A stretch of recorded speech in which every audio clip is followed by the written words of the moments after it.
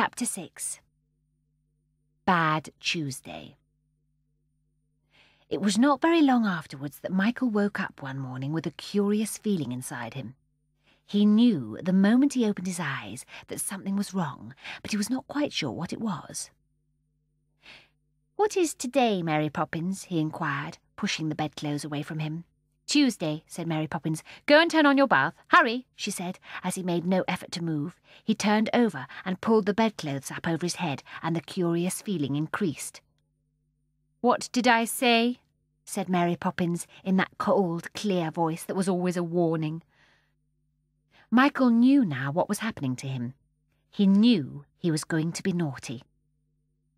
"I won't," he said slowly, his voice muffled by the blanket. Mary Poppins twitched the clothes from his hand and looked down upon him. "I won't." He waited, wondering what she would do, and was surprised when, without a word, she went into the bathroom and turned on the tap herself. He took his towel and went slowly in as she came out, and for the first time in his life Michael entirely bathed himself. He knew by this that he was in disgrace, and he purposely neglected to wash behind his ears. "Shall I let out the water?" he inquired in the rudest voice he had. There was no reply. "Pooh, I don't care," said Michael, and the hot, heavy weight that was within him swelled and grew larger. "I don't care." He dressed himself then, putting on his best clothes that he knew were only for Sunday. And after that he went downstairs, kicking the banisters with his feet, a thing he knew he should not do as it waked up everybody else in the house. On the stairs he met Ellen, the housemaid, and as he passed her he knocked the hot water jug out of her hand. "Well, you are a clumsy," said Ellen as she bent down to mop up the water. "That was for your father's shaving." "I meant to," said Michael calmly. Ellen's red face went quite white with surprise. "Meant to? You meant? Well, then you're a very bad, heathen boy, and I'll tell your ma so I will." "Do," said Michael, and he went on down the stairs. Well, that was the beginning of it.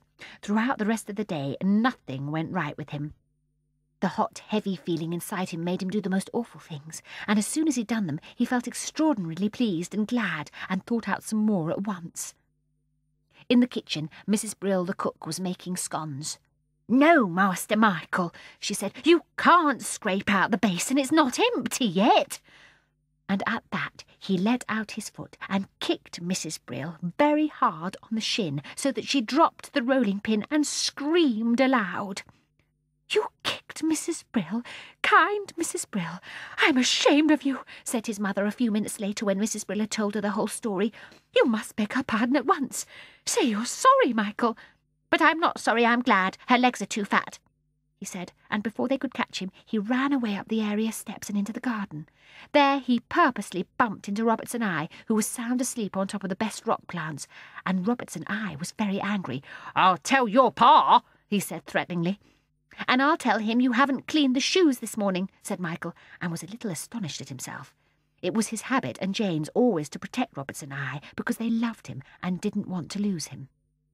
But he was not astonished for long, for he had begun to wonder what he could do next, and it was no time before he thought of something. Through the bars of the fence he could see Miss Lark's Andrew daintily sniffing at the next-door lawn and choosing for himself the best blades of grass. He called softly to Andrew and gave him a biscuit out of his own pocket, and while Andrew was munching it, he tied Andrew's tail to the fence with a piece of string. Then he ran away with Miss Lark's angry, outraged voice screaming in his ears, and his body almost bursting with the exciting weight of that heavy thing inside of him. The door of his father's study stood open, for Ellen had just been dusting the books, so Michael did a forbidden thing. He went in, sat down at his father's desk, and with his father's pen began to scribble on the blotter. Suddenly his elbow, knocking against the inkpot, upset it, and the chair and the desk and the quill pen and his own best clothes were covered with great spreading stains of blue ink. It looked dreadful, and fear of what would happen to him stirred within Michael. But in spite of that, he didn't care. He didn't feel the least bit sorry. "That child must be ill," said Mrs. Banks when she was told by Ellen, who suddenly returned and discovered him of the latest adventure. "Michael, you shall have some syrup of figs." "I'm not ill. I'm weller than you," said Michael rudely. "Then you're simply naughty," said his mother, "and you shall be punished." And sure enough, 5 minutes later, Michael found himself standing in his stained clothes in a corner of the nursery, facing the wall. Jane tried to speak to him when Mary Poppins was not looking, but he would not answer, and put out his tongue at her. When John and Barbara crawled along the floor, and each took hold of one of his shoes and gurgled, he just pushed them roughly away, and all the time he was enjoying his badness, hugging it to him as though it were a friend, and not caring a bit. "I hate being good," he said aloud to himself as he trailed after Mary Poppins and Jane in the perambulator on the afternoon walk to the park. "Don't dawdle," said Mary Poppins, looking back at him. But he went on dawdling and dragging the sides of his shoes along the pavement in order to scratch the leather. Suddenly Mary Poppins turned and faced him, one hand on the handle of the perambulator. "You," she began, "got out of bed the wrong side this morning." "I didn't," said Michael. "There is no wrong side to my bed." "Every bed has a right and a wrong side," said Mary Poppins primly. "Not mine. It's next to the wall." "That makes no difference. It's still a side," scoffed Mary Poppins. "Well, is the wrong side the left side, or is the wrong side the right side? Because I got out on the right side, so how can it be wrong?" "Both sides were the wrong side this morning, Mr. Smarty."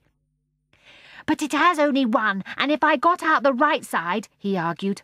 "One word more from you," began Mary Poppins, and she said it in such a peculiarly threatening voice that even Michael felt a little nervous. "One more word and I'll—" She did not say what she would do, but he quickened his pace.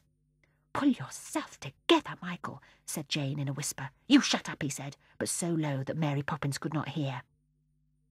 "Now, sir," said Mary Poppins, "off you go in front of me, please. I'm not going to have you stravaguing behind any longer. You'll oblige me by going on ahead." She pushed him in front of her, "and," she continued, "there's a shiny thing sparkling on the path just along there. I'll thank you to go and pick it up and bring it to me. Somebody's dropped their tiara, perhaps."